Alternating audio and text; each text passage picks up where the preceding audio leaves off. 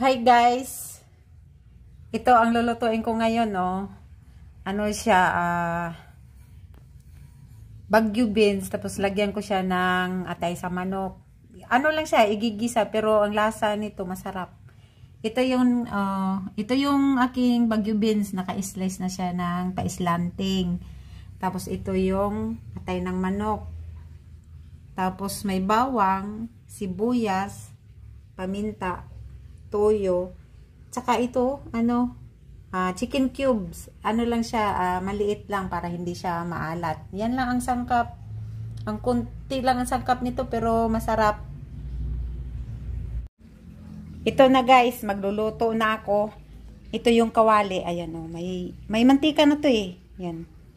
May mantika na yan. Mainit na yung mantika.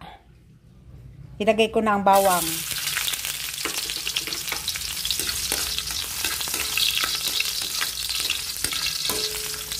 Kasi pag nag-video ako sa pagluluto, nahirap.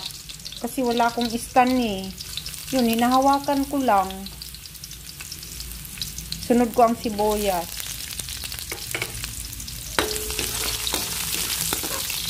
Makabili na rin ng stand pag nag-video, pag makasahod. Sarot, makasahod.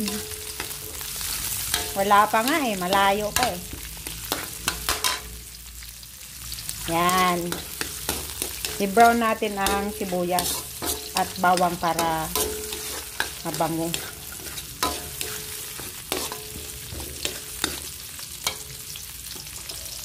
Ayan, mabango na siya.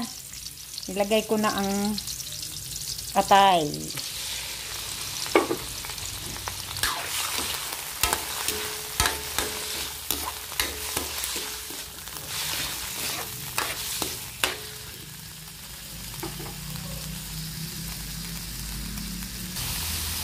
Ayan na siya guys, so ano na siya, nasangkot sana ng maigi. Medyo nag-brown na rin yung atay. So bago ko ilagay ang Baguio beans, titimplahan ko muna siya, lagyan ko siya ng paminta. Tapos yung toyo. Tsaka yung chicken cube. Kalahati lang kasi para hindi maalat.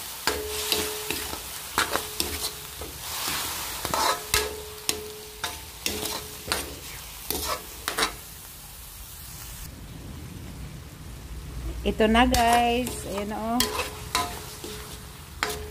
Luto na yung atay. Kaya kailangan ko ilagay ang Baguio beans. Yan.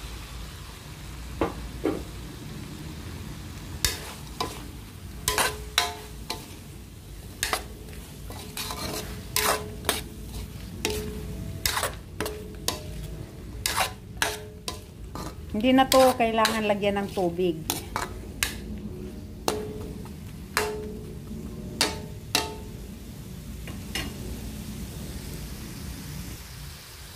Ayan siya. Kailangan ko siyang takpan para madaling maluto.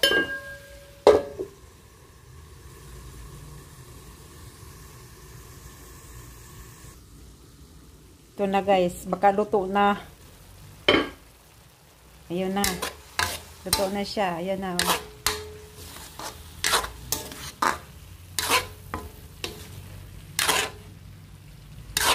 Napakasimpleng luto nito.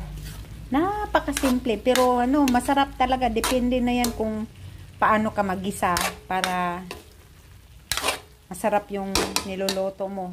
Ayun na siya guys. Okay na yan. Tapos na yan. Thank you for watching. Bye!